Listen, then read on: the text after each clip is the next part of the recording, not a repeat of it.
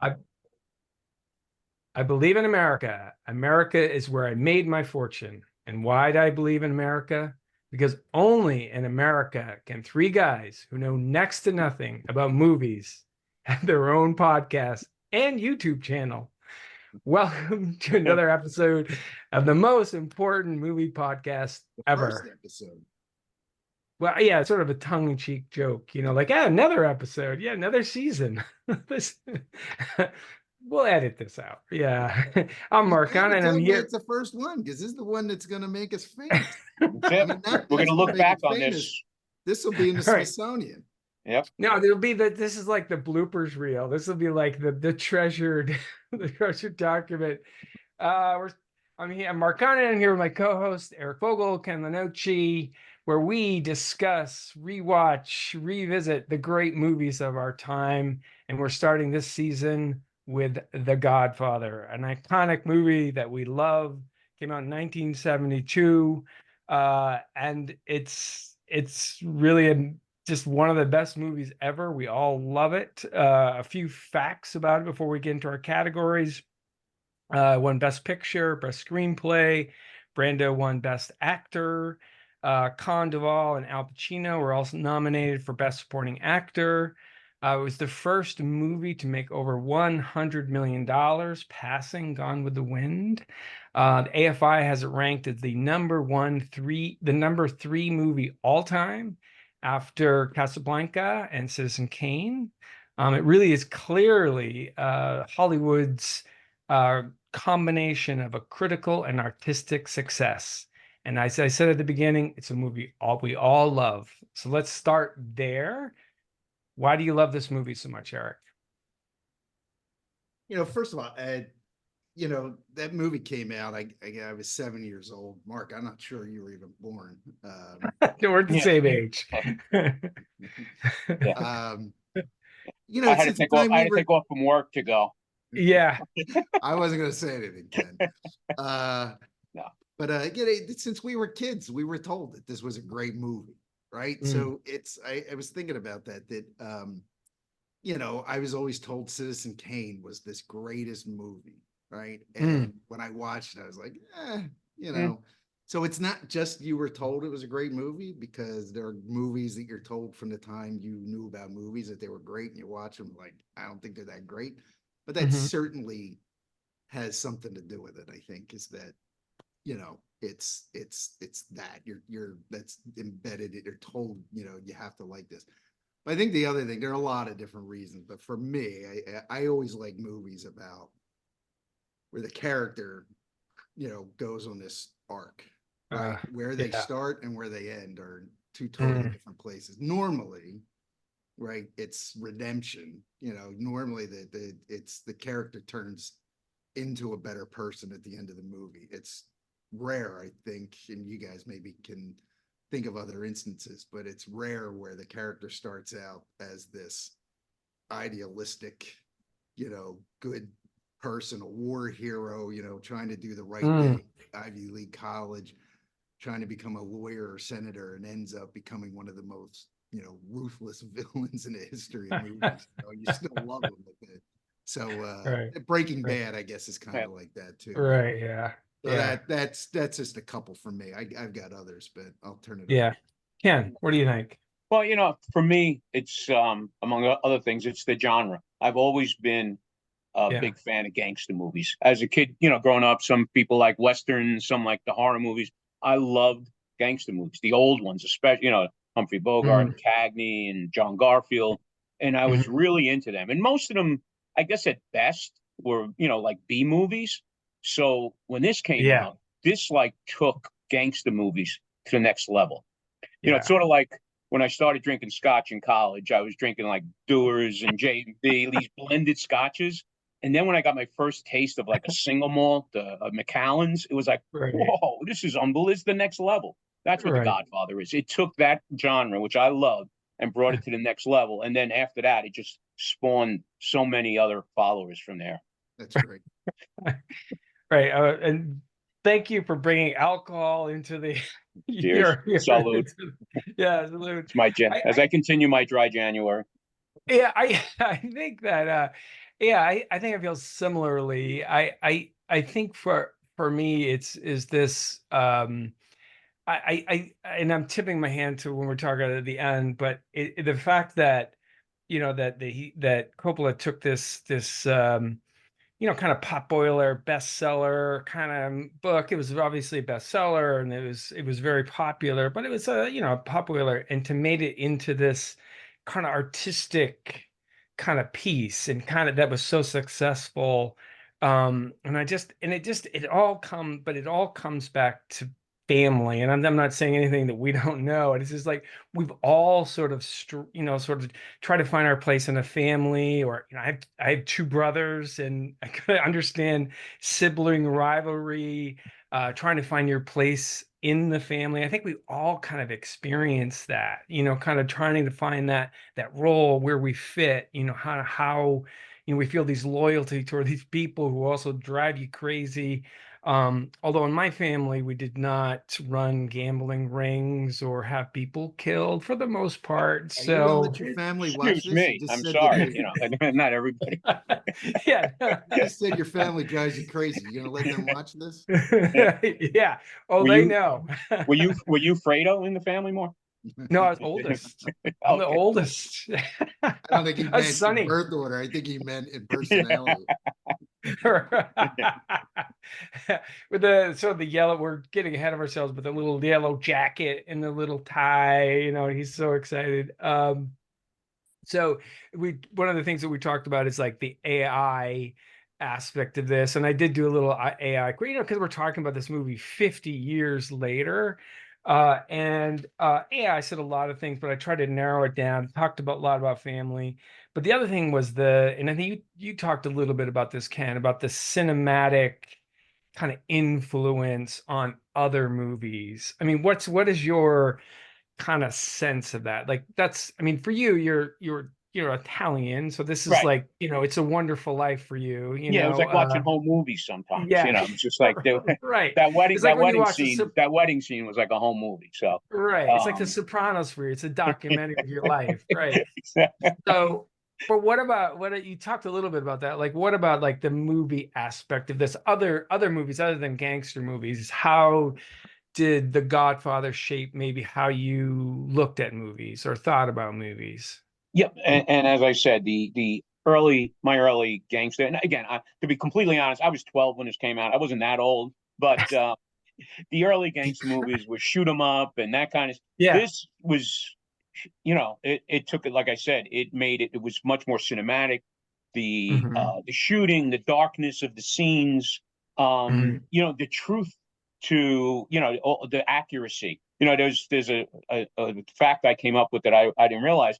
You look at all the cars, most of the cars had wooden bumpers on them. And Yeah. that was Yeah. because during the war, they took all the Yeah. chrome off for the war effort and replaced them with wooden bumpers. It was that Yeah. kind of attention to detail Yeah. that Yeah. really impressed me. Plus, it's almost like a Shakespearean story, a King Lear or Yeah. something like that. So Yeah. it was more than just Yeah. Jimmy Cagney saying, "Look at me, mom, on top of the world," and like shooting up everybody. Yeah. It was much deeper. Yeah. Yeah. How about you, Eric? How did this change how you looked at movies, say? Yeah, because it's some of the other stuff that makes this movie so great is the characters, the lines, right? The Yeah. writing really is. Well, the book, I didn't think the book had great lines in it, but the Yeah. book itself was kind of, you know, Yeah. it wasn't a Yeah. great book. Yeah. Um, but when you take out some of the lines in the book and then you put it in and you have uh such great screenwriting. I mean, some of the lines in this. And so that I think I keyed into in a lot of movies, right? It's not just the funny quotes, but it's just some of the more deeper Hmm. things that are said in movies. That again, not just the repeatable lines, but just these really thoughtful, well written lines.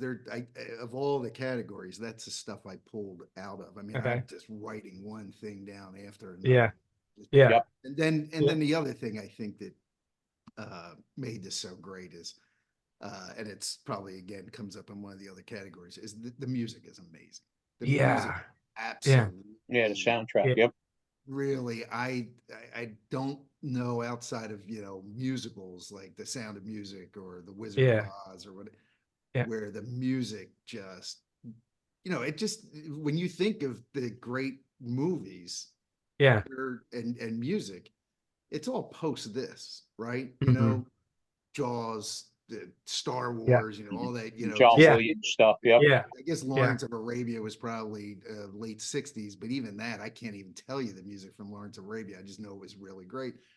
But this music is, when you hear it, like, you know exactly what, like, my daughter was watching it with us and she goes, is that from this movie? And it's, I mean, some of the music is original, you know, Italian music. Yeah. The music's just amazing.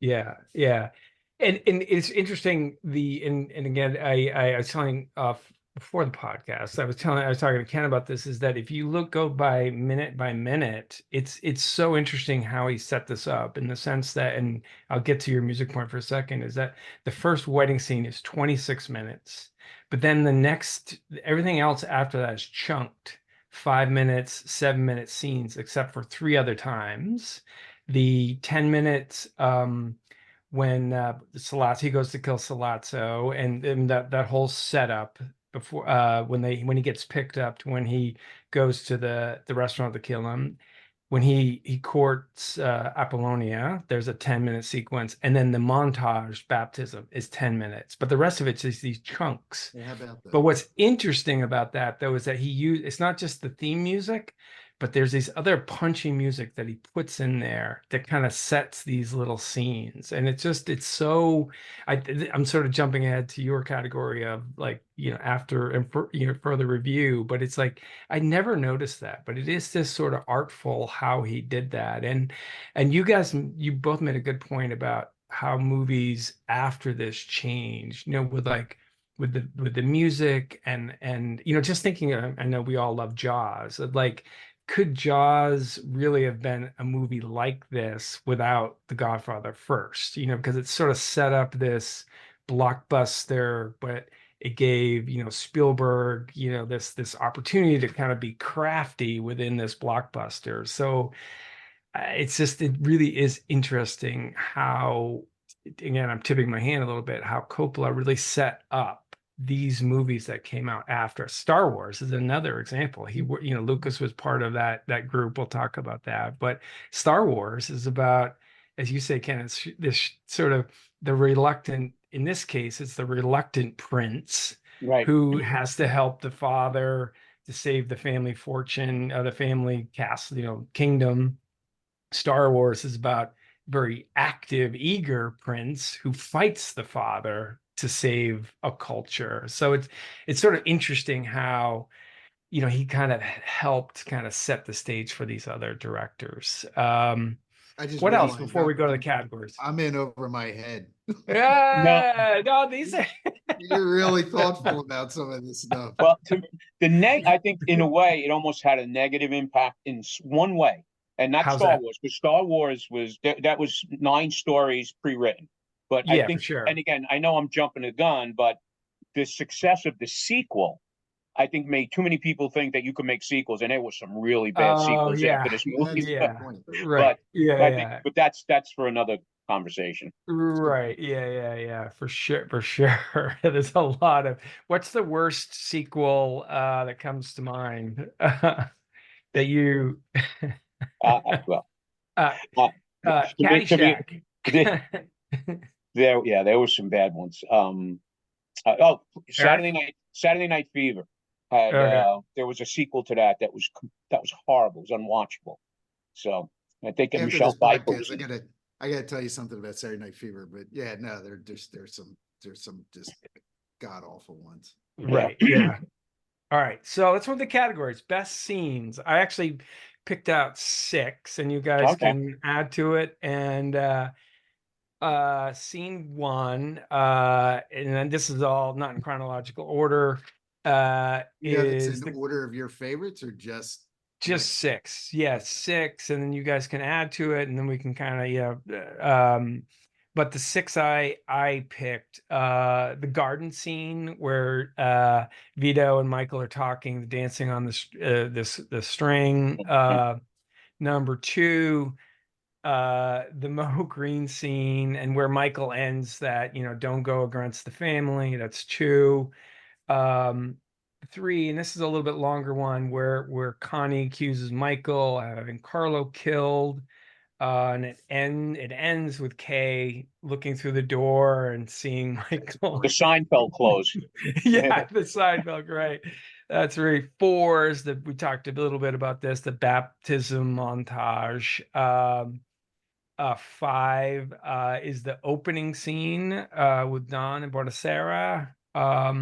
Six is after Michael gets his jaw broken and they decide Michael kind of assumes a little bit of a command and they agree they're going to kill Salazzo and the captain. So those are my six. What would you add? Wow. Funny. How many of those did you have, Ken?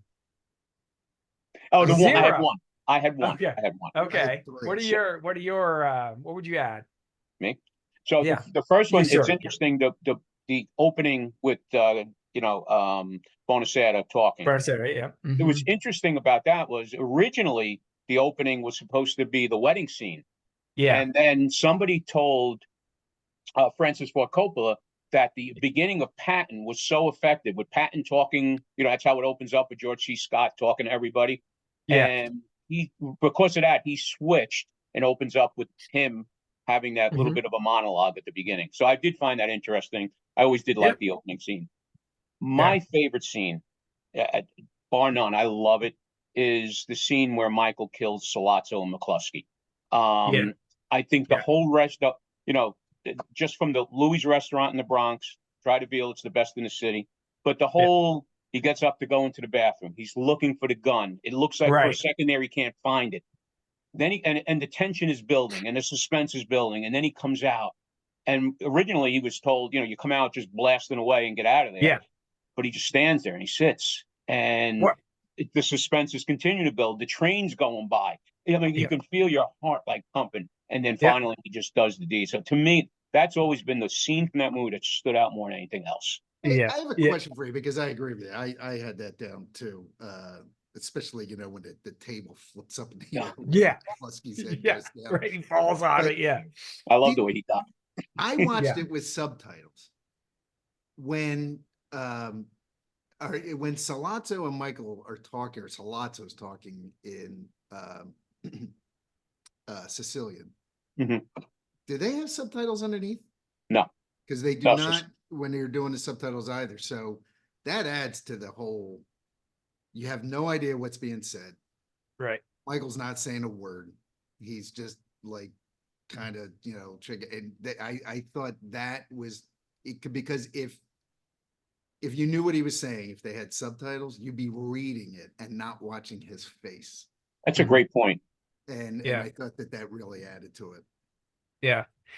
The part I do like about that movie, that scene too, is when the captain sits down. He's like, "Hey, do they have good Italian food here?" I love that. Good Italian food here? No. You want some lo mein? We got lo mein. We have great sushi. Yeah. Was that Jack Dempsey's or was that a different restaurant? No, they picked them up at Jack Dempsey's on Broadway, and then drove them up to the Bronx to Louis. Louis, yeah, exactly. All right, so what else? What's the second favorite you guys have? I have a bunch, right? I have a bunch, and I'll just, but because I just saw this in the 50th anniversary, I think the release in the movie theater, right? So we were all talking about this. We were watching The Offer. We all read the book. Yeah. And just as I, got home from a trip and I had finished the book, my wife told me that The Godfather was playing, and 2 nights later we went to see it. And what I noticed from watching it in the movie theater versus watching it at home, if you don't have a great sound system, there's so much that you don't pick up. And there's one scene when after Sonny's shot and Tom comes to tell the Don shot. When he's sitting there and he's got his drink. Yeah. Mm-hmm. And there's silence in there, right? In a big part of it. And in the movie theater, there is a grandfather clock that's just ticking. Oh wow. And you cannot, I had the volume up, and you can barely hear it. But man, when Wow. you're in a sound system where it's coming through, again, it just adds to the entire tension in the scene. And so I highly advise you that if you ever watch this again, if you have a really good sound system or know somebody, I don't have that, just comes through the TV, but those surround sound things probably would really, really Yeah. enhance this. Yeah. But I love that scene where he comes in and he's like, Yep. Yeah. had your drink. You had your drink. Yeah. Do you want to tell me what, I hear Tell me my what everybody else wife seems to crying. know. Yeah. Yeah, Yeah. it's good. Ken, what else did you? I like the scene in the hospital when this is almost like what Eric was talking about before, where Michael coming his arc going. That's almost, you could almost point that out and say, this That's is when where it the arc, happens. boom. Ken, it's exactly when it happens. I picked up this time around. That's exactly when it happens. Yeah. Where he took charge, and he was acknowledged by his father, because his father started crying, which supposedly was a real tear, if you want to believe that. But anyway, so he comes in, he takes over, he gets that nurse to help him, pull him into the next room. Then he goes outside with Enzo the baker and stands there, which was basically the outside of Bellevue Hospital, the side entrance. So that's the other thing I love about this movie is all the New York scenes. So you had like Bellevue Hospital, you had Lincoln Hospital in the Bronx, which I called on. You had, but there's no truth. I told Eric that there's no truth to the story that I have a sign-in sheet with that old nurse's name on it. I'm not that old. I didn't do a lunch at that hospital for that nurse. Right. Yeah. But, Yeah. She's not in your, current database. She's not in my old, yeah. But I I love gave that. her a Panera sandwich, in 1950. Just Yeah. testing it. But I do love that scene because that's like I said, that's when Michael takes off. Now there's no looking back at this point. He has now taken on that role, and I think it's great. Yeah. And the thing that's interesting about it, and then he goes out and he really confronts, well, he helps the, as you say, the Unzo, and then it goes down and he confronts the captain, and like he's taking charge here. And then the next sequence when the scene I talk about is when they're kind of deciding what to do. And this is, I'm jumping ahead to further review, but it's like the way he sits is so, again, we don't want to talk about Godfather 2 because we want to talk about that another time, but just his posture, how he sits, it's exactly what it looks like in those other movies. So he's changing to that point. And the again, I am into structure too much, but that when he kills, and this is, I guess, sort of your argument of why that scene is so important, is that when he kills him, that's the half point of the movie. And that's what everything sort of changes. He goes from this, that's the pivot point in the movie. Yeah, exactly. So no, it's really, it is really good. And so so we can confirm that you don't know that nurse, No, is I what have you're not. saying. I did not do a lunch for her. Okay. I've been doing this a long time, but not that long. Yeah, right, exactly. Yeah, she's they were selling aspirin to her, right? Yeah. Like our guy Dusty. You were saying something, Eric. Oh, no. I have a few others. I'll just obviously the horse. Yeah, go head, ahead. Yeah. right, the horse head, right? Everybody remembers that scene. This is more of a line, but I also like the scene when Carlo gets in the car and Clemenza's sitting in the back. Yeah. Hello, Carlo. It's so funny that when I used to watch this, for whatever reason, I never really liked the part when he goes to Italy. I don't know why, but now I love that. And there are,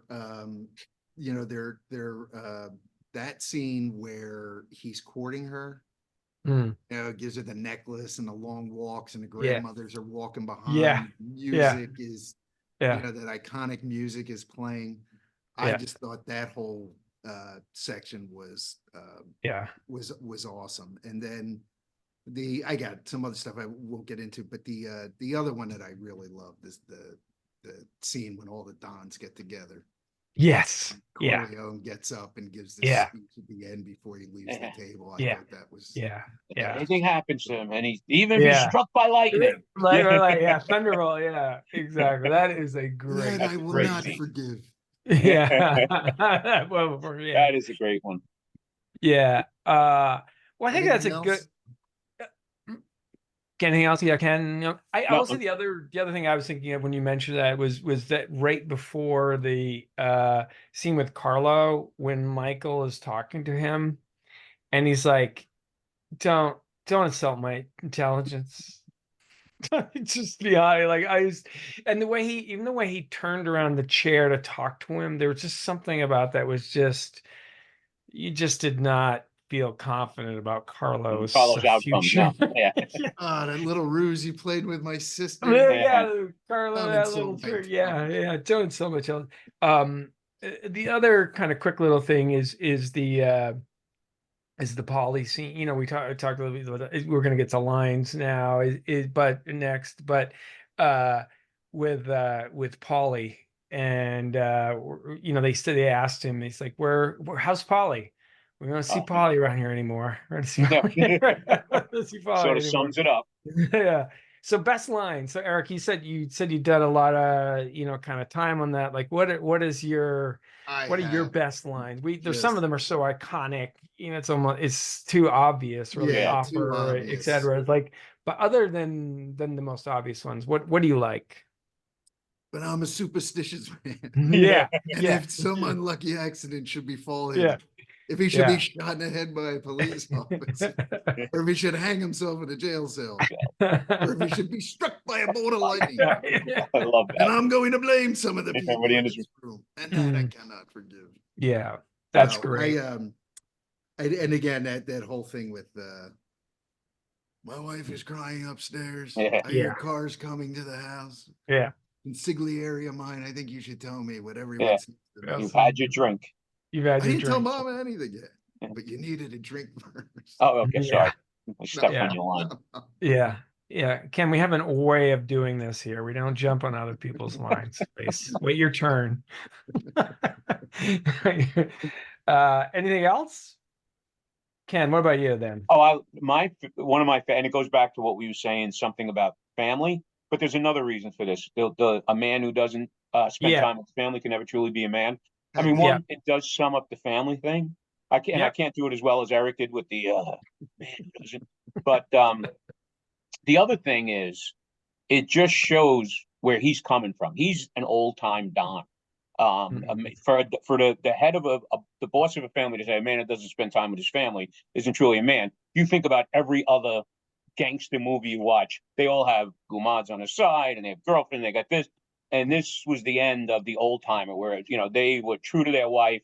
He was, he was with his wife his whole life. There was no girlfriends. There was nothing. It was sort of, again, another pivot point where it took them. That was the old mob. We've now moved. They're now involved in drugs. They're involved in going out to Vegas. It was like the point where the mob moved forward. And isn't in that scene, doesn't Sonny he just came back. Tom Hagen has to go get Sonny in that room with not his wife. And he walks in up in the room just as he's saying that, which is, I think, illustrates your point. The other one I like is and I like all of those. I love that. I do love the speech of the five families. That's just, we're going to talk next about best performance, maybe even Brando versus Pacino. And that's just an amazing scene. But one of Sollozzo's lines, like where after he kidnaps Tom Hagen, he says, "I don't like violence, Tom. I'm a businessman. Blood is a big expense." Yeah. I had that written down. That's a great line. I love that. So let's move to that, like performance. We talked a little bit about it. Brando wins the Oscar for Best Actor. Pacino, James Caan, and Duvall are all nominated for Best Supporting, and they lose to Joel Grey of Cabaret, which I guess there's some vote splitting there, but that's ridiculous, of course. But Pacino protested didn't go to the Academy Awards because he felt he should have been in the Best Actor category. Uh, and you don't is that rumor Oh, or it is. I think that that is the case, but he had to put his own spin on it years later, and he yeah, said, it was the time we were all rebelling against the studios, was rebelling against Hollywood. yeah, George C. Scott didn't show up, Brando didn't show up, I didn't show up. It was more of a rebelling than me being ticked off that I was in the wrong category. So that was yeah, his future maybe, spin on that. Yeah, just maybe. But if we had to Brando versus Pacino, who had the best performance? Where would you land there, Eric? Oh, I think it was Pacino because his character Yeah, changes so yeah, much. That's a exactly. much more difficult thing to pull off Hmm. than what Brando did. I'm not taking anything away from Brando. I think he no. was, he's just so cool in that movie, Yeah, and yeah. he played it great. And when you think of The Godfather, honestly, I don't know about you guys, but when you think of The Godfather, I think the first image is probably Brando, right? It's Oh, not Michael. yeah, yeah, It's not Pacino. It's Brando. sure. But I just thought that he shows up as this war hero, that are all kind of proud of and everything else, and a guy that's going to do something different, and Mhm. just has a totally different view on the world and life, and in a scene where they're trying to get Luca Brasi, and Sonny's just telling him, get him on the, you can make a phone call. Yeah, Try keep calling Luca, and he, Yeah, kind of gets up, and he's almost, yeah. and he's just That's the phone. to Hmm. where by the end of the movie, he becomes the most, seriously, Hmm. he's like the most vicious movie character, one of them, main character, probably the most vicious main movie character of all time, outside of, I don't know what, Darth Vader, like just, and so that, to me, that's Silence of very the difficult to Lambs. pull yeah, off. Hannibal Lecter. Yeah, Like, yeah, yeah, right. Ken, I, you I, agree? I almost, it's like Eric read my notes for that part. I agree. The transformation of Pacino, we've talked Yeah. about it a couple of times already, is just an incredible job. But Brando, the performance is iconic. I mean, when you think of that, the Godfather itself, that role or I mean, it's been mimicked from after that. That's what every boss of the family is, especially the old time bosses, is based on. Um, Mhm. so I do really like both performances, but it's very funny. You just said something again. I'm jumping to. I always go back to two because I love two as well. But you think about one, you think about Brando. When I think about two, I think about De Niro, and that's a Yeah, whole yeah, nother discussion. But I thought yeah, of it when Eric mentioned about thinking of Brando when you think of one. So yeah. it is, and as good of a point, and I do give Michael the edge, but that it's you're really speaking of comparing. Brando, Yeah. Oh, there you go with the cat. Yeah. And the I'm stepping one-eyed on cat, That's our that is did great. That's did he's got one did you eye, know he's a mob cat. a yeah, mob cat, a stray cat, because it was a stray cat, right? yeah. That It was Coppola like It hanging found, out in the right? was. studio. Yeah. Yeah, Yeah, yeah, yeah. I agree with you guys, and I think the other thing is with Brando, is and as iconic is, and I love that garden scene. I love the way he talked, and the strings, and then the five families I thought that was amazing. Also when Sonny dies, his expression, I mean, it just was like, and then when they look at the body, and his sort of eyebrows kind of roll up around. um, but it's also, and we've talked about this before about Denver movies, it's also a little bit of a trick. The stuffed cheek, Yeah.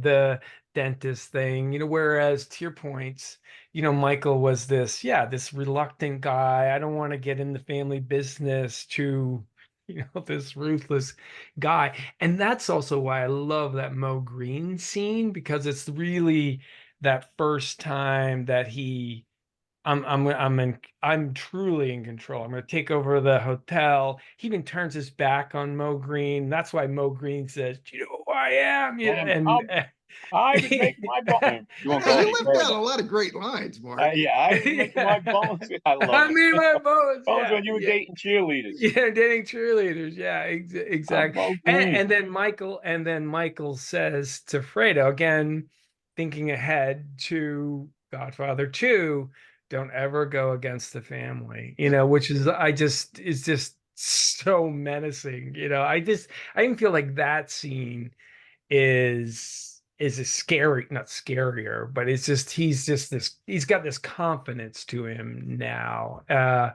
Which is, from that guy at the wedding, it's Yeah. explaining about his family to Yeah. Kay while he's eating spaghetti, Yeah. like, yeah, that's a true story. Yeah, When the so minute he walks in that room, and Fredo's doing that stupid dance as he walks in the yeah, room, and yeah, he just throws everybody out, yeah, and it's like he took charge, and it's part of that arc that we've been talking about. yeah, All yeah, business. yeah. And you feel bad for Fredo though. He's like, again, we're back to that sibling rivalry. He's like got this little outfit, and he's gonna, He comes like hey, this. your face looks great, and he's got the music and the girls, and no, I don't Oh, want any of that. So, And actually, I will say that I know I don't want to jump ahead, but that last scene in Godfather 2 to me is one of the most heartbreaking scenes in all of movies. oh, Once you've without a seen doubt. 1 and 2, and then that last scene where they're all sitting around waiting for the Don to yeah, show up for his birthday, yeah, and Yeah, Fredo's the only one that is happy for him for going into the army. Like they're yep. all yeah, giving him crap, and yeah, yeah, I'm proud of you, Mikey. That's great. Really happy for you. Yeah. yeah. Uh, And he's sitting by himself. All right, so next category. Upon further review, Eric, this was your suggestion. You want to explain what that is and what are your takes there? yeah, I think that this was about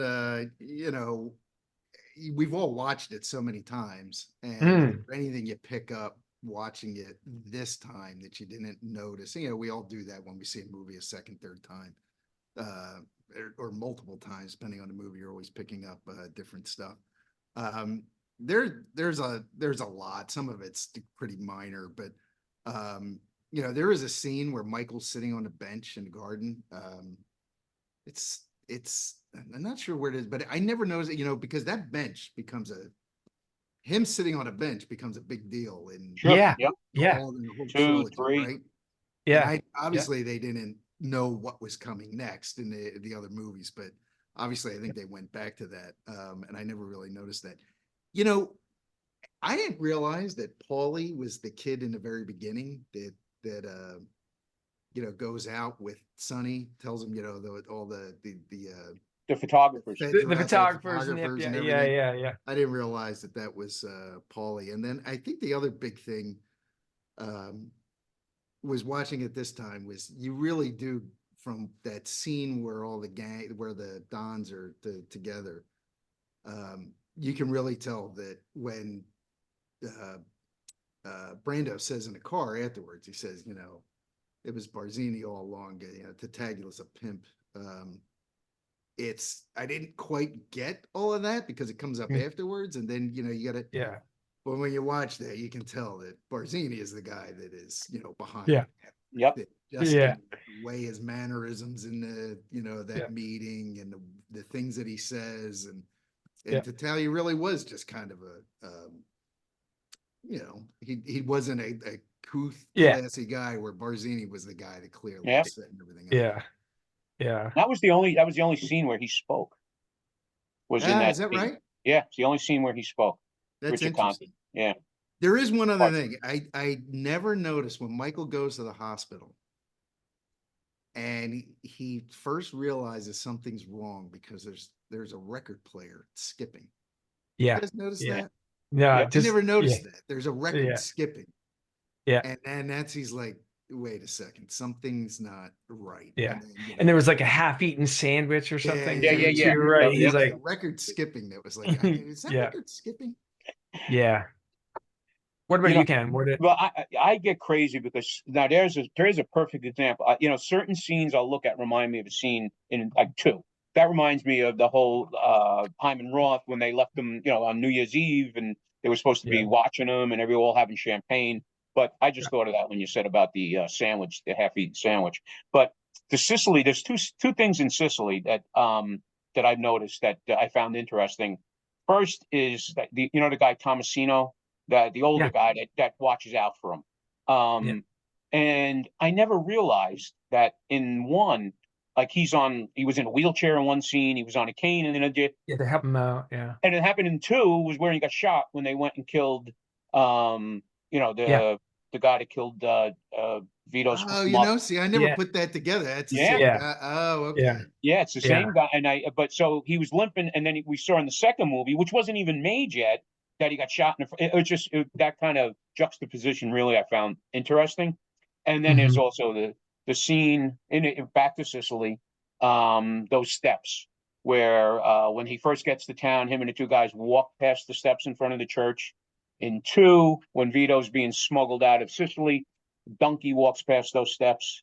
And then in three, when he goes sees his son, he's singing there in that church, whatever, and he comes down those steps. So those steps, I never realized it until at this time are in all three movies. Oh, how about that? Yeah. Wow. Yeah. We're trying to restrict ourselves to one. I know. Well, that is so. I've been trying to hold myself to just one, but two. It's so hard. I didn't realize three. Brando was so. You meant to the Godfather 1. I thought you were trying to hold ourselves to one. Thought. Sorry. What about you, Mark? I mentioned a little bit about like how about Michael, about how he sits and just how just the subtle little details about as he's moving on that arc, like you said, like when that first scene, he's nervously dialing the phone, and then he goes through that whole sequence. He saves his dad, and and then so he's like, I'm with you, Pop, and then the next time you see him, he's just in this sort of posture, and the light is around him. The way they staging the light is just, it's so amazing. This is like a separate issue, but you can he's almost on the throne now, that he's have this posture. He's moving toward this, and I never really sort of noticed that for sure before. The lighting is actually really interesting. Again, we're kind of off topic here a little bit, but when you rewatch it, do you still like the lighting? Does it add to it? Is it helpful? What's your takeaway on how the movie is lit?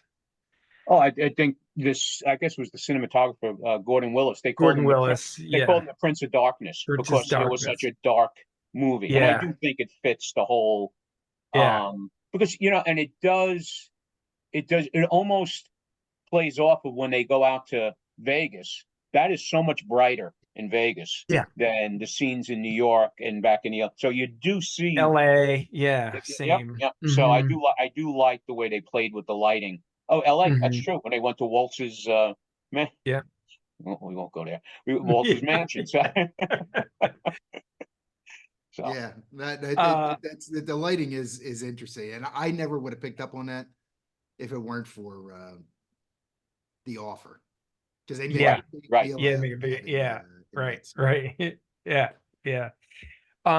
Okay, so next category, over the top. I do have a question though. Okay. Yeah, for you guys, because I'm not sure of the answer to this. Obviously, when Luca Brasi gets killed. Is that Tatalia's son that stabs him with the ice pick? That's a good question. And then is he the one that Sonny kills later? Because he says, "I lost a son. Tatalia lost a son." You lost a son. Is that who he kills? That I don't know. I got to go back and watch it. But when he walks in, Luca Brasi goes, "Do you know who I am?" And I think he says, "I'm Bruno Tatalia." But for whatever reason, I always thought he was the head of the family. But it's got to be a much older it's his son. Yeah, it's his son. And he's the one his son he must kill. Yeah. Or has killed. that starts the war. Funny story about the Luca Brasi thing when he gets killed in the bar, and my sister used to date this guy who's now acts. You know, he does some acting.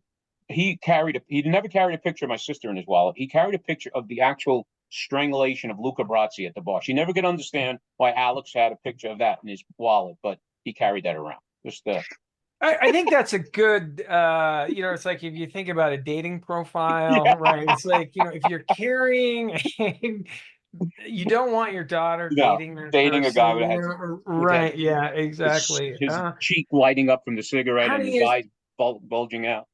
sweetheart, is there anyone else you could possibly date other than that guy who's carrying around the strangulation Yeah. wire? There are a couple of other real quick things Oh that I yeah, said, the more I watch it, the more I like it. Right. yeah. There are times where I used to watch it and I'd be like, oh, this is really hard or whatever. Now it just flies through. Yeah. Right. Because now you know what you're watching for and everything else. But it's really hard to appreciate the amount of time that passes in this movie. Unless you read the book or unless you pay really close attention to certain things, right? That Michael comes home from World War II, but you don't know whether the war's over. Is he home because the war's over, or is he home because he got a Purple Heart and was sent home? That Don shot in 46, so I guess Michael comes home after the war. And what I realized that when he's in Italy, there's a scene where the Jeep comes by with all the American GIs. So I realized this is just right after World War II, that they're still there in occupied Italy. And I don't know, and then you got Vegas. Like, when does the movie end roughly? Is it, I always pictured early 50s. Early 50s. 50. I think there's a 54 is mentioned somewhere. Like, I think when they're out in Vegas. Yeah. They're moving. I think there's a date somewhere that I can't recall. Yeah, 10-year period. Right. Yeah. How long do you think he was in Sicily? Good question, because that's the other thing. A whole year goes by, right? He shows up to see Kay. Yeah, he's home for a year before he and she says, "How long you been back?" Or more. A year or more. more. And then she just and then let's leave these school kids in the street, and we're gonna go in the car. Yeah, we got to get to that because that's one of my nitpicks. Yeah, we got to hold off on that for a second. The reason I asked was, how long does it take for a black and blue to heal? I mean, he had the black and blue from. Yeah, I know. That's what kind of threw me off. Is that it's like he's only been here a couple of months. He's still black and blue from the punch. That was like, that always seems like it's so much longer than that. Totally. It was the bruise that threw me off as to how long he was actually in Italy. And he said, "How long do you think I'm going to have to go away for?" And he goes, 6 months, a year, maybe longer. Yeah. So I just assumed, but he had that bruise for a long time. And then when he sees Fredo after he's been back for a year, Fredo says, "Oh, the cheeks all healed up." And it's like, well, that was like 2 years, 3 years before, so the slow healer. I did wonder because remember how he's sort of always touching his nose, like the nasal drip, the thing. And then I wondered if when Fredo said that, it wasn't so much about the bruise, it was like, did he have to have like do you have a deviated septum or something that had to be repaired, or we're digging deep, straightened? Yeah, exactly. But the chronology is kind of interesting because it is, like you said, it's this 10-year period, and it's kind of hard. They don't really give you some good time marks in there where but that's part of the fun of it, trying to put it all together, like where he's back, he's not back, etc. When he goes with McCluskey and Salazzo to the restaurant, there's a bottle of wine. I noticed that, and the wine says 1938 on it, which that got me. Is like, wow, I mean, it's a little Italian restaurant. They're serving 10-year-old bottle of wine. That's kind of nice, Yeah, it's their table wine, right? Exactly, right. Just anything else? No? So overacting. I don't know, we call it the Ham Award. Who would you give that to, Ken? I'm going with Connie. Especially if I know we can go so many different ways. Obviously, any movie you could do that. Yeah. But I'm just bringing it to one scene in particular, and it's the scene when she gets the phone call. Carlo walks in, and she Oh, right. starts breaking every Yeah. dish listen, Yeah. I grew up in an Italian family. My mother's Italian, my wife is Italian. No Italian girl breaking china like that unless she's like throwing it at your head. I mean, that was completely over the top. And I thought there were many times within the movie where Connie just sort of went, oh, I don't know, screeching Yeah. when Johnny Fontaine walked in, which I guess you would do that maybe when a guy like that walks in, but I don't know. I just thought that maybe she was a little bit over the top. I'm coming at it from a different angle. Yeah, there's Coppola women have a way of ruining the Godfather. Right. Right. Yeah. And then of course that's what's great at the end when she's like when she accuses him, did the same thing, accuses him of, yeah, what is Michael? She's hysterical, Kay. She's hysterical. And like, yeah, you kind of have a point there. Eric, how about you? What's your overacting? I didn't have much. I had the horse head. Thought the horse kind of really, I thought of that. my eyes, blood everywhere. Like that was a little no. The only one I could think of was Waltz with the yes, when he's screaming in the bed. But it's effective as hell. It's pretty good. You're right. Apparently they, and this, they had a rehearsal. It was a plastic horse head, and then when they shot the scene, they put in this real horse head they got from a dog food factory. Yeah, like we saw in The Offer. Yeah, from The Offer. It's the only thing I know. Yeah, from The Offer. Yeah, but they don't. So he really was screaming. But the great thing about, not to sidetrack, about The Offer was they never showed you an actual scene from the movie in that entire series. They showed the setups. They showed, like, even in a restaurant scene, you hear it, but you're looking through Coppola's watching it. Like the guy's playing Coppola, the camera's on him as everything's going on. In that entire series, they never show, I'm pretty sure, like when Brando gets shot with the oranges, you don't, all you see are the oranges hitting the street. You don't see any kind of reenactment of the, I don't, or sort of like that Eagles documentary that you had me watch that time. Yeah, right. See, I noticed those. That's things a little insight. I noticed. I think I picked up on that because of that Eagles You documentary. never see an actual Eagles game in the background. True, right? I think I'm the only one that picked up on that. Which does seem strange. But you're right. I picked up on that in The Offer about the real horse head. I had no idea until I saw that. Yeah. But they don't go in. I don't think they go into the fact that Waltz, the guy that played him, didn't know about it. Didn't know about it. Yeah.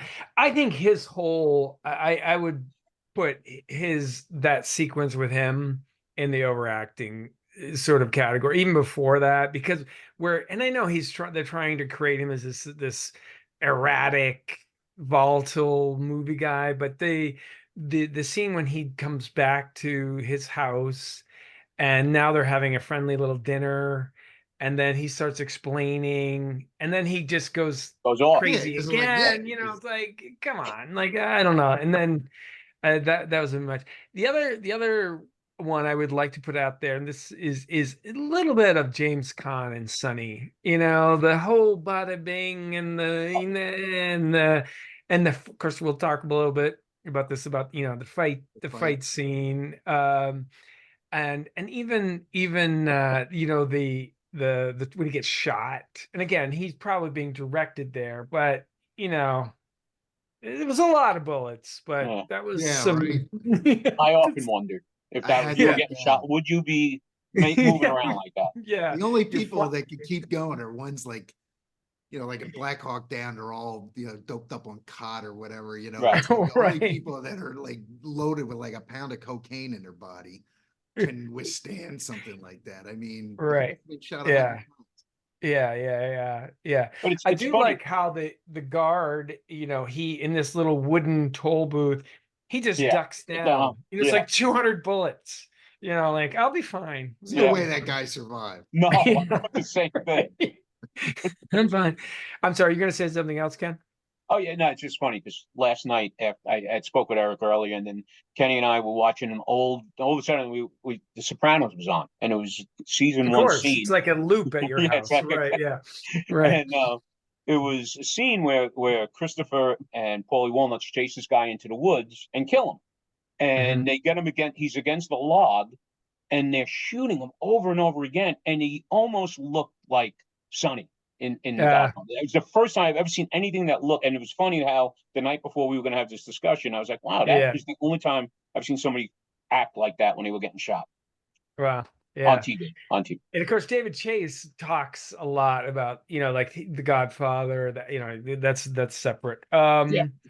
So next category, this is the one you kind of suggested too, Eric, is the minor character that had the most impact on the movie. That could be, I guess, the plot line or kind of how the movie turned out, or who stood out as a minor character. Who would you say that is?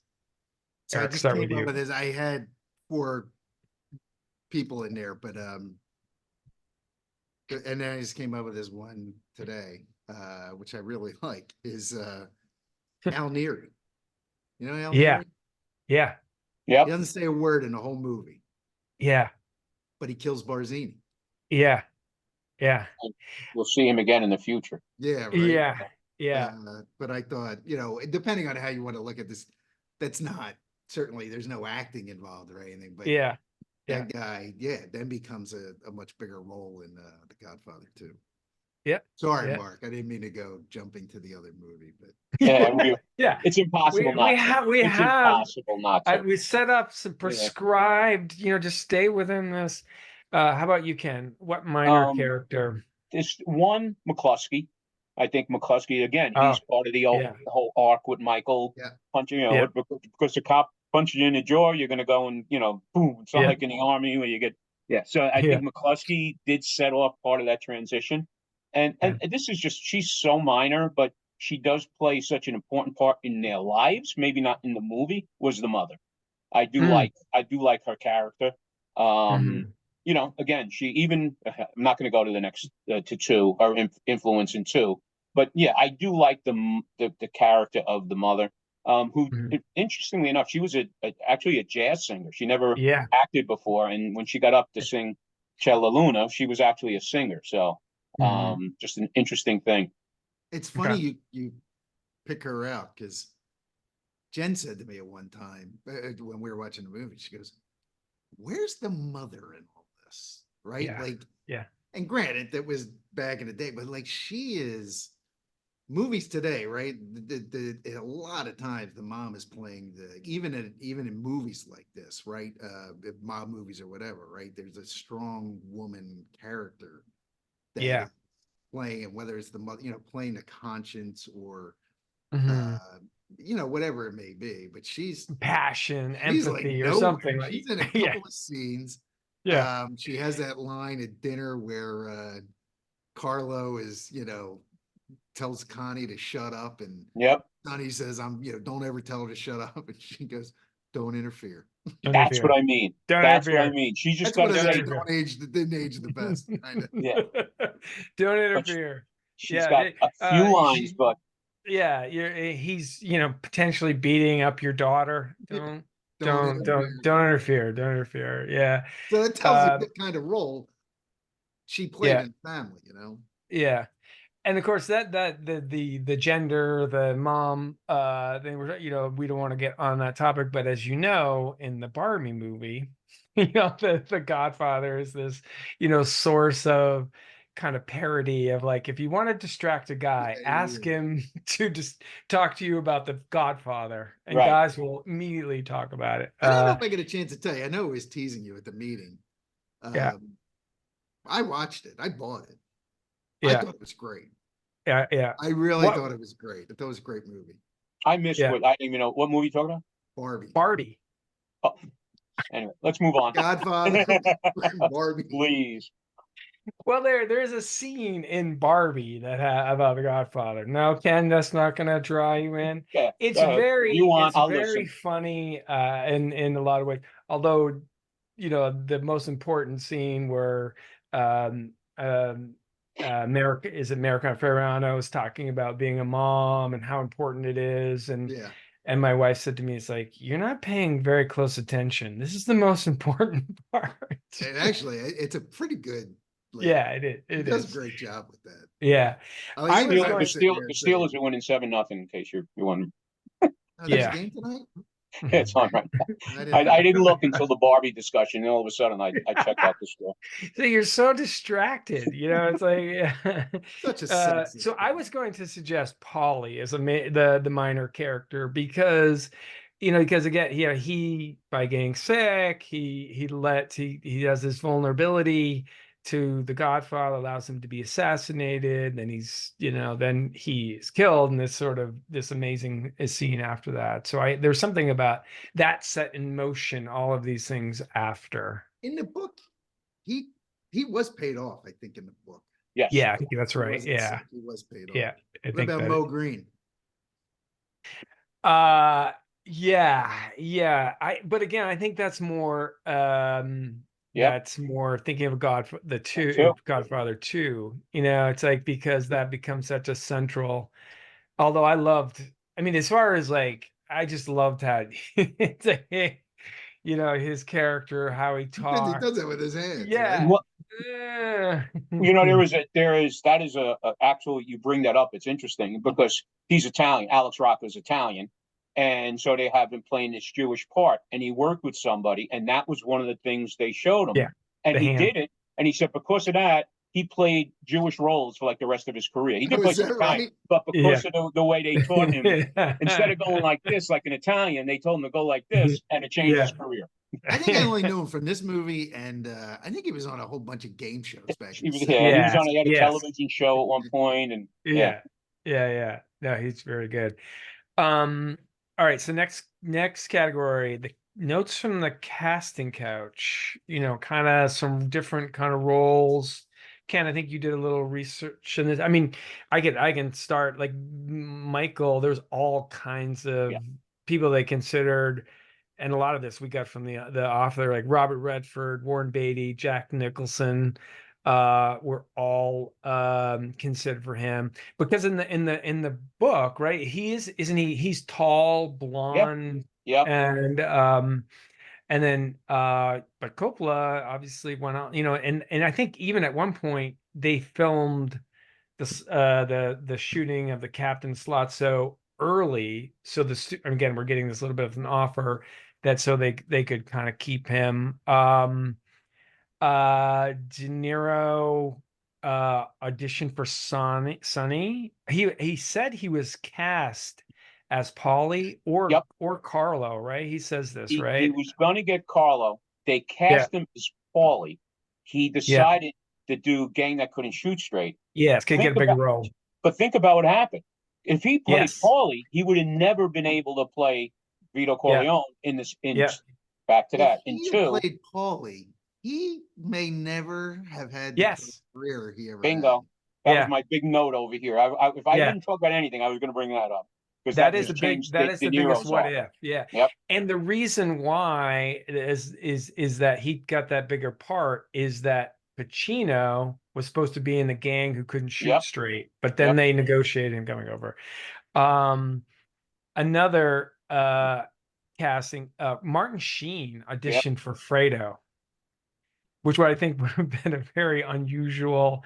But the thing is, just to talk about John Cazale for a second, he was in 5 movies. Here are the 5 movies he was in: Godfather, The Conversation, Godfather 2, Dog Day Afternoon, The Deer Hunter, all Academy Award winners. Yep. And he was sick in The Deer Hunter, and the studio wanted to take him out. He died of cancer, as we know.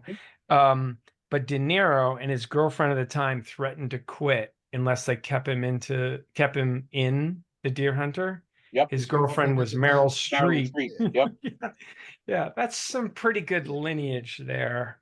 See, that would be a whole different category of like awards, like the Jimi Hendrix Award.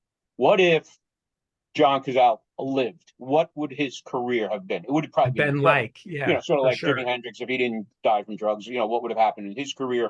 But that's what I always, obviously that's the question with him. He was so unbelievable in such a short period of time. Yeah. Yeah, really phenomenal. The other casting is Sylvester Stallone auditioned for both Yes. Paulie and Carlo, didn't get it, but that's when he started writing these like screenplays, The Lords of Flatbush, and then I don't know if you've heard of Rocky, Eric, the I'm not movie. familiar with that We watched movie. it last night Yeah. again before we Yeah. watched The Sopranos. Yeah, do you have this? I'd like to see the menu at the Lenoci house, like like the It just happened Godfather, to be on right before I talked to Eric. Kenny and I just watched it. Soprano. Yeah, like what are the 5 movies that just loop all the time? Like this back, like a screensaver. Yeah, But exactly. you're right. And that gave him he said, listen, I got to start writing my own roles because I'm not getting these parts. So he Not started getting them. writing. But he Yeah, also brought, for Rocky, not only did he bring Talia Shire with him, as we know, to play his girlfriend there, but there's another role that, Don Chichi, Frank yeah. Chichi, the guy with the dark glasses. He plays minor role. You always see him in the background. He was the bookie in Rocky and Yeah, played, and then it was also involved in two. So that was a I had little. minor character. I had Cheech as a Oh, did minor you? character. Yeah, I like Cheech. Yeah, I didn't think anybody ever noticed him. because yeah. I don't think he says anything in one, No. and then he does a little bit in two. He's actually, yeah, he kind of like not flips, but he's what's his fit? The guy that took over for Clemenza. He's like Oh, his Freddie He was Five Fingers. Yeah, yeah, and then Yeah, he yeah. was one of the guys. He was one of the guys that put what's his name in the car at the end when he was about to not Clemenza, Abe Vigoda, his character. yeah, Yeah, yeah, yeah, When they yeah. were Tessio. putting him, Yeah. Tessio. He Yeah, Tessio, doesn't make it and long. He doesn't make it much through two though. yeah. He's who gunned down in the Cheech? No, stream. yeah. Yeah. Um, the other as far as Vito, the other that were considered were Laurence Olivier, George Yep. C. Scott, Ernest Borgnine, which had Laurence Olivier would have been interesting. And the other thing I read as well is that Orson Welles wanted to play it, and he said he would lose a bunch of Who's wait? weight, but Yeah. Coppola had already kind of had Brando in mind. That was an interesting thing about that. Rando's not as fat as I thought he was. Hmm, Yeah. It's like they always made a big deal about Brando shows up and he's big and fat. And the same thing, yeah, happened in Apocalypse Now. yeah. But he just kept getting fatter and fat until he shows up in Superman. Yeah. And he's, but it's like whenever you think he couldn't get any fatter, he got fatter He did. and Yeah. He's fatter. like And then, Elvis. yeah. It's like at some point Speaking he's of going to explode. Elvis tried out for a role in the movie. Oh, he did. I did not know Yeah, this. yeah. Elvis tried out for like Sonny or Johnny Michael or something like Fontaine. that. Yeah, Johnny Johnny Fontaine. Fontaine. Yeah, yeah, That's exactly. speaking of casting. Speaking of Johnny Fontaine, I always wondered why Al Martino got the role because it's something like Victor Moan wanted it. This one, but that was another one of those guys that had like mafia connections that Yeah. pushed him forward to take that role in the movie.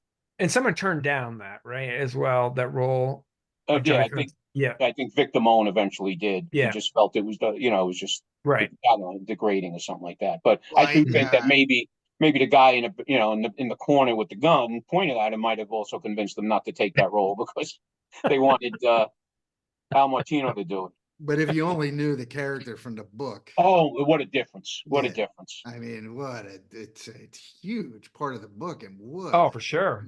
Mm-hmm. Well, they claim it's because of the influence of like Sinatra and Yeah. and organized crime. They didn't want that to be such a big role, and they Yeah. cut it down. That's what they claim. Well, and Puzo said that Fontaine was not based on Right. Frank Sinatra, but it's like the movies they picked. What Yeah, was From it? Here to From Here to Eternity was the From movie, Here to and then Eternity. Yeah. Mm-hmm. Right. Yeah. What about, did you know, trivia? This is your I corner. think I blew half of Ken. that in the past, throughout the Yeah, thing. exactly. Anything else? There's a funny story, and you've probably seen this with, Gordon Willis and Coppola were having an argument, and Richard Castellano took Yeah. Gordon Willis's side, and it really ticked off Coppola. So that scene when they're blowing everybody away during the baptism. There's the scene Richard Castellano's got to walk up all these steps, and it was like 4 or 5 flights of steps. So Coppola, to get even with him for siding with Gordon Willis, made him do 20 takes walking up those steps. So like he's breathing heavy, big, heavy guy. That was not acting. He thought he was gonna have a freaking heart attack walking up those steps. Right. So that was Yeah. that was I a didn't good know detail. that. Yeah. Yeah. That is good. The Al Pacino's maternal grandparents immigrated to America from Corleone, Sicily. Yep. Yep. Did not know. The other thing that I is George Lucas actually directed the Mattress scene. mattress The scene, that montage, yeah. sequence. Yeah, that montage. And it's Wait. Which scene? right after Michael kills Sollozzo and the captain, there's that sort of montage where they're seeing the newspaper headlines and there's a little Oh, piano yeah, player yeah. and stuff. Yeah. George Lucas directed that sequence. Okay. And then Coppola's dad was playing the piano. Yep. But they had to insert that scene because initially, because the movie was so long, they were going to do it in two parts with an intermission. So they Yep. needed something to stitch it together. Anything else, Ken? Yeah, that's that the ones. Well, I do remember in 1974. I had this vague memory of this being on television, and Yes. they did have Yeah. a 2-night presentation on a Yeah. Saturday and a Monday. And from in my house, that was like Super Bowl. We had aunts and uncles coming over to. I'm not making that up. They were literally had relatives coming over just to watch that for 2 nights. Okay. And then it was so popular. The New York Sewage Commission claimed that at 11:01 they had like this backflow problem because everybody got up after to use their toilet. But yeah, I do remember that. But the other one, scary, did you know? Which is scary when you think about it. Apollonia was 16 years old in that. Yeah. Yeah. Was she 16? 16 when they filmed the movie. She wasn't 15? No, 16. It says 16. Okay. Either way. Yeah. Oh, I know. But Yeah. I mean, when we were watching it, Jen says to me, how old is she? Yeah, 16. Yeah. And I said she's young. I think she might actually be like 16 or even 15. So, Oh, and that's the cringe-worthy. that's that another doesn't thing, age right? very well. Yeah. And Right. it's just a very, very quick scene. You never notice it. I noticed it recently was, when they're trying to get Mrs. Corleone up to sing Ciao La Luna, there's somebody like trying to coax her up on it, and it is Frank Pantangelo. He's not, it was an uncredited Frank Pantangelo. Oh, no kidding. Yeah, Oh, that's really? yeah. So interesting. Oh, that's really good. So our next category is splitting hairs, picking nits. What we did not like about this movie, Eric. One of the things that it just jumps out is, you just can't help but wait for that fight scene where, Yeah. Sonny? Yeah, Sonny and Paula? Yeah. Yeah, he misses him by like 10 Yeah, by quite a distance. Yeah. But I don't have a lot of picking nits. I'll be interested to hear what you guys have. Yeah. Ken? That was hard. I mean, the scene I mentioned earlier about, her breaking all the dishes in the house, that just seemed like so out of like what would really happen. I wonder, and again, I have to go back and watch again for this one because this just came to me. When Michael is sitting in the cafe in Sicily and the father is in the cafe going nuts and then finally walks out, and like one of the first things he does, he tells him like who he is, that there's people out there. It's like, why would you're in Sicily? Every other person, you can't swing a cat without hitting an organized crime guy. Why would you even do that? I don't know. Was it the point of establishing trust with the father of the bride? I don't know. Why would you want to marry that guy? Why would you want your daughter to marry a guy that just says, listen, half the world wants to kill me? It's like, okay, yeah, you can marry my daughter. I don't know. That's the one thing. He's a rich American though. Yeah. Like he, like this is post-war Italy. You weren't even one country at that point. Yeah. Yeah, but it was, yeah. Why? I guess that's sort of your point though. Like, why would Michael talk? Why would in Sicily? Right away. Your enemies know you're there. Exactly. Right. It's Sicily. Let's get married and shout to the world that Yeah, no, that was Yeah, that was He good. wasn't in that was not good. like India or something. I mean, he's in Sicily. This is where the mob comes from. So, Yes, the right. word's going to get out. And they say it to him, your enemies know you're here, right before he walks Yeah, the right before Corleone. the, Yeah. the big Yeah. boom. I had what you talked about, Sonny missing the punch. I mean, that was just like, come on. The other thing with Sonny, I guess I'm hyper over indexing on this, is like he takes off, in his car, the bodyguards race after him, but there's just like 3 minutes later, like, did they Yeah, take a wrong turn? Did they, I know. like, yeah, exactly. The third thing is for me is the K, like he comes back.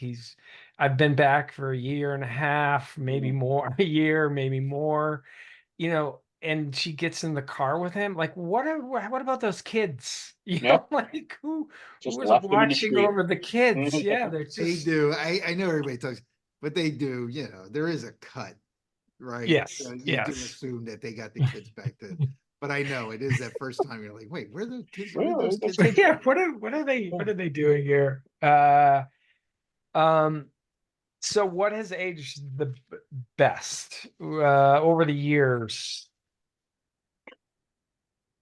I put Yeah, the genre of the movie. I think it just yeah, helped the whole like type of movie age over the years. It took it, like I said earlier, to the next level. I think yeah, that's the whole character development in that movie. I think yeah, just sure. The Yeah, music definitely. is Oh yeah. just Hmm. to this day. It is. You hear it and you Yeah, know exactly what it is, and it's yeah, that I think that's amazing. yeah, yeah. Which rate's the worst? I think we I, talked about I yeah, Polonia. I Yeah, thought, and we're not going to go deep into it because yeah. we want to have There's some jobs. gender, race But things that we it's just, just horrible, the right? Hmm. sensitivity. But I mean, like I said to Mark, it was filmed about the 40s. There was a way different approach to ethnicity and racial and gender. Hmm. Even in early 70s, when it was actually filmed, was the same thing. So I think you talk about cringeworthy, you talk about like Waltz and some of the things that they were, Yeah. talking. It's just Yeah, so many things.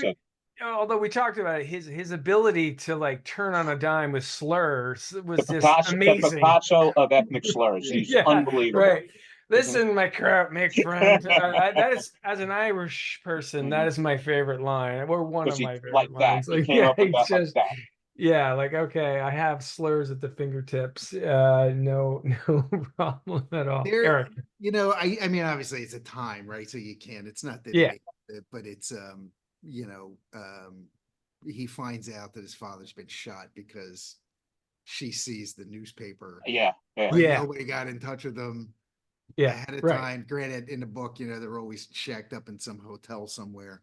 Yeah, When they're at the hospital and he and the baker are out front and they stick their hands in their pocket to Pocket like they have a yeah, gun. Yeah. right. With his collar up. really like That's gonna it's a guy stop in the this. back of the car. If you look really closely, he's got like a machine gun or Machine something in gun. the He back, could just blown him away. and two guys with Yeah. their hands in their pocket are gonna kind of maybe Right, that's a picky nit that right. was supposed Yeah, to scare him off. But what didn't age well is the mom saying, "Don't Yeah. interfere." don't, don't. That's Although no. that probably does happen Yeah. today. Yeah. So. Oh, yeah. Yeah, yeah, no, that's really good. All right, so here are our three sports categories. So the Jalen Hurts Award, Eric, you nominated that as I think you're an Eagles fan. I'm not Yeah. clear on that. And the coolest person award, like who would you give that to in the movie? I, obviously Brando was very very cool, but that Yeah, and Pacino, right? They just really yeah, really cool. But the guy that I really liked every minute he's on the screen is Salazzo. Like yeah, he just Right. yeah, there's just something about that guy, yeah, whether it's his look, yeah, his mannerism. But I can't believe yeah, that guy never really. I don't know. You guys might know whatever happened to him, but man, he has a lot of presence. Like he's a yeah, scary kind of guy, but in yeah, a cool yeah, kind of Yeah. way. Yeah. And that the initial meeting when they're talking to them and and the guy and Don says to him like, what, what am I giving to you? And he goes, you're giving me $1 million. That's a lot. Like Yeah. there's just like, oh God, like, yeah, What no, do he's I get in definitely return for this Right. generosity? yeah, exactly. Yep. Yeah, this generosity, right? Yeah, but he does have this charisma to him, and I like in that scene with Tom Hagen, and they're talking, and yeah, there's definitely he's got a great charisma to him for sure. Yeah, Ken. I went the easy way, but I truly believe James Caan. Really? The Sonny character. It was to me. I mean, I know somebody mentioned that it seemed like a little over the top at times, but I think other than the shooting scene, I think that was. I've seen that character a million times. He really captured playing a hot-headed Italian guy. I think he did a great job, and he was really cool about it. Yeah, no doubt. Yeah. He apparently, and we might have talked about this. He talked to Don Rickles as that's how he learned how to be Italian. Don Rickles, yeah. Yeah, Hey, bada bing, but you corpicini, and you're he did spend some time with some organized crime people just to watch yeah, how they talk as and acted well. and stuff. Yeah, Yeah, some acting coaches. yeah, Yeah, exactly. yeah. Um, Jen, my wife liked, honestly, God, she liked Clemenza.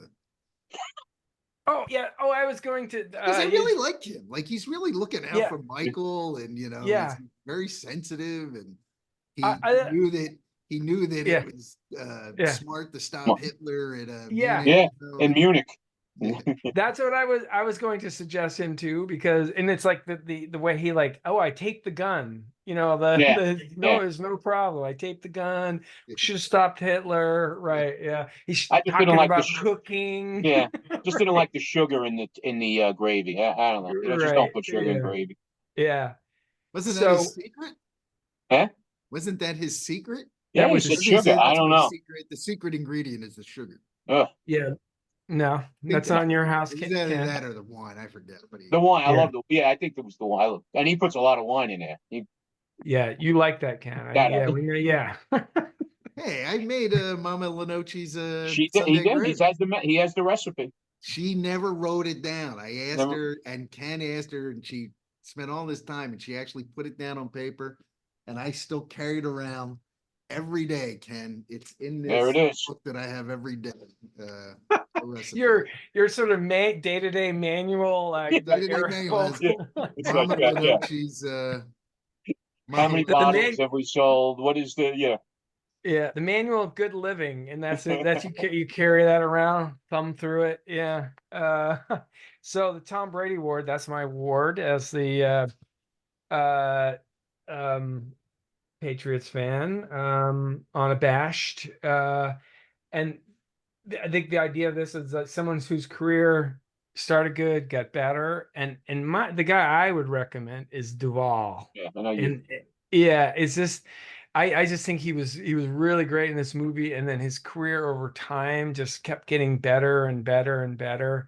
And I think the proof of this is Godfather 3. Again, I know I'm violating Oh my yeah, own without rule. yeah. Without He him wasn't in in it. that movie, it really collapses.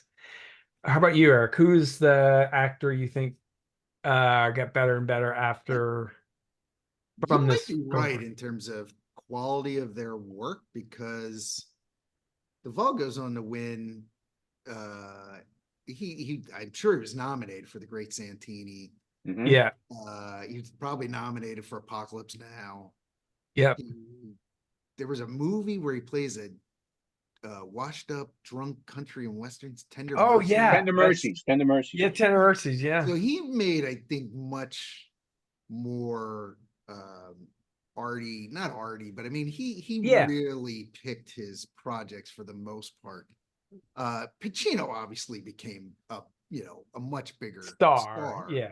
Yeah. After this, but yeah, you're probably right. Duvall Yeah. really just kind of took this. Yeah.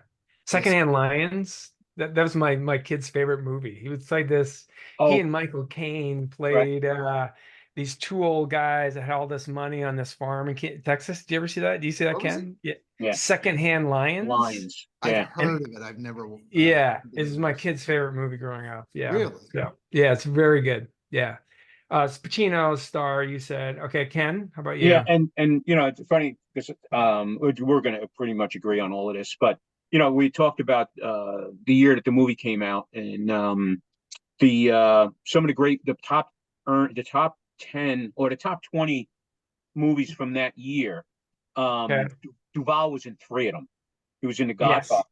He was in Yeah. Joe Kidd, and it was, I don't even know this movie, but it was like the Great Northfield, Minnesota Raid, which was one of Yeah. the top grosses of the year, and he was in all 3 of them. So Yeah. he's had a Yeah. really good started. Yeah. So that was kind of incredible. But I do, and I love any of his parts, but I still lean toward Pacino.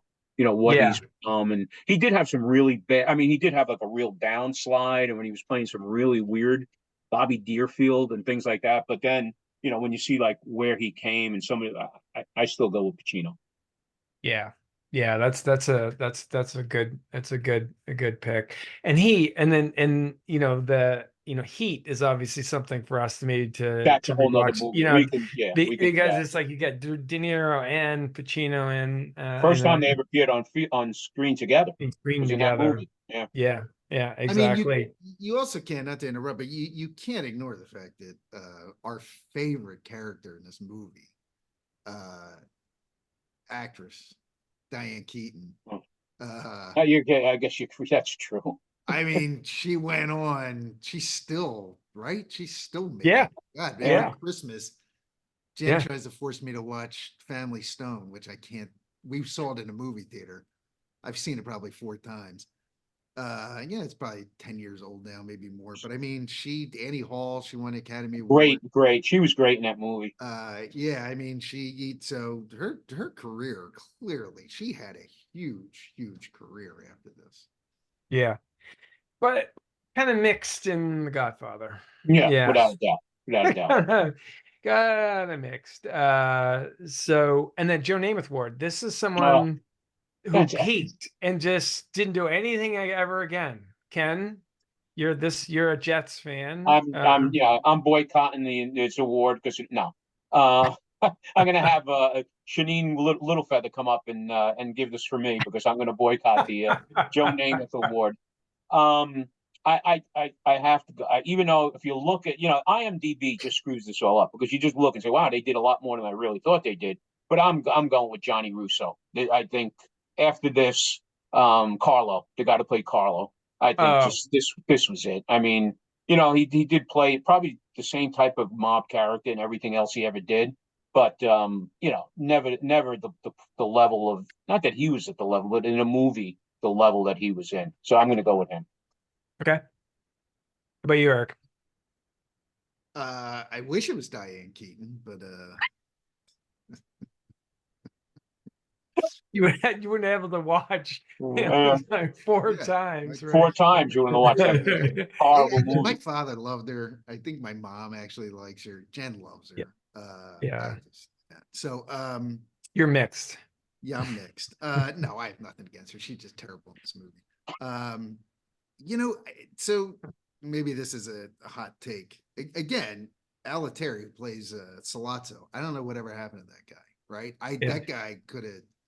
Yeah. Clearly, maybe he just there's only certain roles he could play, or maybe it just kind of got stuck. But again, maybe this is a hot take. But could you make the argument that outside of Apocalypse Now, does Brando do anything really noteworthy after this? The Freshman. Right. Yeah, he did. He was wasn't that his last one. That's when he's like 450 pounds. Yeah, Superman's hero. Yeah, Superman's dad. Yeah. I mean, the island, Dr. Moreau. 3 minutes or something. Yeah. I was shocked to find out that the same year that this came out was Last Tango in Paris. Yep. I didn't realize that. So he had both those because when you think of his late movies where he got a lot of critical acclaim, it was those 2 movies. I don't think he does anything after that until he plays Colonel Kurtz in Apocalypse Now, and it's an important part, but it's small. So I would say, like, again, hot take, Brando probably peaks in The Godfather. Yeah, yeah, yeah. This is a smaller part, but and is it Richard Castellano who played Peter Clemenza, right? It's like Yeah. he had this amazing role. Again, I just talked about, I love this guy in this role, but he didn't want to be in Godfather 2 Right. because he wanted to write his own lines, right? And so, I Is mean, to that what think it was? about, It wasn't Yeah, money? but that he yeah, was. I mean, yeah, that's one of those situations where it wasn't like Duvall giving away to George Hamilton. I love yes, what's the Frank Pantangeli's role right, in yeah, the yeah, because that was yeah, supposedly he took over that sort of yeah. spot in the movie. So yeah, But the that thing was is, the right, that's a they did a reasonable pivot. But to yeah. think about that he walked away from the franchise It's is interesting. incredible. So do you think if he was in Godfather 2, the character would have been the same? Like, it would have been a Pantangela character who Yeah, It's a good turns, and question. Yeah, it's a yeah, good because question. that would have right, been, I'm not sure he yeah. could have pulled that off as well as That's a Yeah. good point. that Remember, guy they do does it talk. great from the time he shows up at the wedding and he's Oh, drunk and he's Yeah, trying to get in, well, and yeah, then what's Pop goes the weasel, and yeah. yeah, yeah, and in the prison yeah, within the The yeah, old man, prison the old scene. man had too much wine. yeah. Yeah, that guy did a Um, great job with that. but they do talk about. Remember, Tom Hagen says to uh, Michael, I thought it would be Clemenza, not Right. Yeah. Tessio. Remember, Oh, no shit. Yeah. there Yeah, was Yeah. yeah, sort of yeah. this little thing. But it The was other the great, yeah, smart move. It was the yeah, Smart there's smart been the move. smart move. The other one you could put in this category, except was Abe Vigoda as Tessio, but then he became Fish. Fish, You know, fish. like I know. And he Yeah. became the answer to Abe Vigoda still alive? For years that went on. Abe Vigoda still alive? So yeah, I yeah. had. Not yeah, only did he do Barney Miller, but then he had his own show, Fish. Yep. yes, not as successful as No, Barney not as Miller. successful as Barney Miller. No. Not as not quite as good. Yeah. That again to your earlier point, sequels, prequel, the Yeah, spinning wheel doesn't always exactly. work. Yeah. Doesn't always work. All right, guys, wrap up here. First ballot Hall of Fame. Who won the movie? Eric. Again, I mean, it's just, again, because of the character arc and Yeah. the Yeah. Pacino. Just, even Yeah. though, again, in my mind, and maybe it's the movie posters, I don't know, and but when I think of Yeah, The Godfather, I think of Brando, right? for sure. But the Pacino is the Godfather. I Yeah. mean, he makes that Yeah. scene at the end, right? I think the christening scene is probably the best scene in any movie. Yeah. Maybe it's overrated in my mind just because to me it was so shocking when the juxtaposition. But just that scene at the end where he's talking to Kay, and he just slams his fist down. Yeah. Don't ever ask me my business. Yeah. One then he- time. My business. Just And just then he one calms time. down. Yeah. Yeah. And then he Mhm. just cools down, and then when they all come in and they kiss his hand, and and Alneri shuts the door. But Yeah. I hands down to me, it was Pacino. Yeah, and the character arc is the way is really, you said it from the very beginning. It's just to see him change over time is really, really, really incredible. Yeah. And before I go to Ken, the baptism scene is really great, but it's also in a way mannered. Like it's almost they're thinking, we want this scene to be taught in film school Yeah. almost. There's like back and forth. It feels. But when you see that, now it kind of loses its, because Yeah. you've seen it so many times. But I still remember the first time when I saw that, I did not see that coming. Right. And Yeah. and then you start to see the setup, and you're like, all right, well, wait a second. Yeah. Obviously something's going on here. They're Yeah. all kind of gearing up for something. But the way then it was spliced in with each time, I think to me, it was when he says, there's all, and again, Mark, I don't know, are you Catholic? Raised Catholic? Yes. Mm-hmm. I was a head altar boy 2 years in a row. Okay. All Yeah. right. Yeah. So just all that, the church is all about. symbolism, or not symbolism, but Yeah, items symbolism. and Yeah, symbolism. Everything's structured and there's this right. process to everything. And then the priest just building everything up. And then when he says, "Do you, Michael Corleone, do you reject Satan?" And and the music's, the organs going, and he says, "I do reject Satan." And then that's when the first one gets killed, and just that was pretty amazing. Yeah. Yep. Mo Green gets it in the eye. Yeah. And so, but Mark, you're right. Now I see it, and it's like I was telling my daughter, Lucy, this is the greatest scene I think I've in all the movies. And you're watching it, and I was kind of, well, maybe. Yeah. You know. Yeah. Right. Yeah. I think this is, our rival podcast, the Rewatchables, they talk about the Those guys Irish. Yeah, right. Where we'll be passing them soon.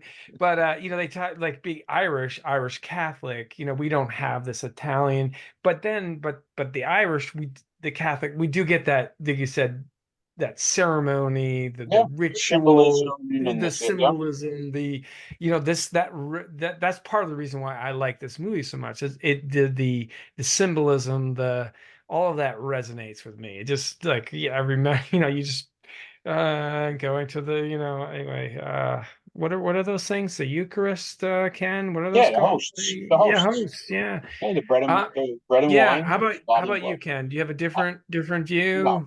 no. I go with Pacino, definitely. Yeah. For all the reasons we've mentioned, it's it just comes back to first ballot Hall of Famer without even thinking twice about it. Yeah. So I will, just to be going screen, I'm going to go for Coppola. And, here's my argument is that, as I said at the beginning, he took this pot boiler. Again, read the book. It's like, made it into this artistic masterpiece. He cast Brando, cast Pacino, fought for them. And then it's just that influence of all these directors, right? Scorsese, De Palma, David Chase, we talked about, The Sopranos, Quentin Tarantino, our guy, who we hope to get on the podcast soon. To do this with us, he talked about him, and then again, I said, just this, George Lucas, this partnership they had. I don't know, there's just something about, I don't know, I like directors, and there's just something No, about, he put it all together. He was pulling the strings through this whole thing that kind of, puts him over the edge for me. it's funny. It's funny, Mark. When I was looking at my notes and watching a football game, I was looking at the Joe Namath rule, but I did have something very similar, and it was just I just had Francis Ford Coppola. His vision for the movie made it what it is, and we saw that in The Offer and stuff like that. So I do agree with you. No doubt. Yeah, no, that's good. All right, well, this has been good. So what's our next Hey, I do have movie? one picky nit. I forgot. Oh, good. I need to throw that in. And I think this came from the book. He should have been Don Vito, not Don. Right. Yes. Vito. Yeah. Right. Right. Yeah. Apparently, Puzo didn't he just kind of, he read some things, or he saw, and he thought, he took him as fact, and then said this isn't correct. And it took off after that. The Don. Yeah, All of a sudden, you right, became the Don. Yeah, exactly. All right. All right, what's next? February comedy. What do we want to do? I'd say the best comedy for my money, Animal House. We might get ourselves in trouble on that one, but I'm all in. It's one of my favorite movies. One of my favorites. Okay. We can sidestep. I mean, we did a good job today. I think we can sidestep some of the more dangerous areas of that movie. That's gonna be tough. That'll be a challenge. What is your favorite comedy, Eric? Other than like, I don't know, Animal House is like, what else kind of stands out? I really had to think, because that's the one when I think of like, what's your favorite comedy? That's the one that just jumps out at me. I don't know why. They're definitely funnier movies than that. I just Belushi, man, he was something else. God, he was funny. And those guys that Ramis and to put all that together. Those guys. Yeah. Thinking of runs, like Ramis, like what he did with, he wrote that. He wrote Vacation. Mm-hmm. Yeah, Groundhog Day, Stripes. So, like, just he had this, as a writer, director, producer. Yeah. Another one, I guess, is I always loved the Fast Times at Ridgemont High. Oh, that would be a good one. Yeah, that would be a good one. Yeah, and I like Stripes. I'd like to do that at some Stripes are a point. good That's one. my Yeah. favorite Bill Maher movie. Yeah, for Yeah. sure. All right, end scene. There we go. Good job, guys. It Looking took forward to took it. off. It really, I don't know how many gigabytes we used, but I think we might have blown out the That was so the much. cloud. Yeah. That was 2 hours almost.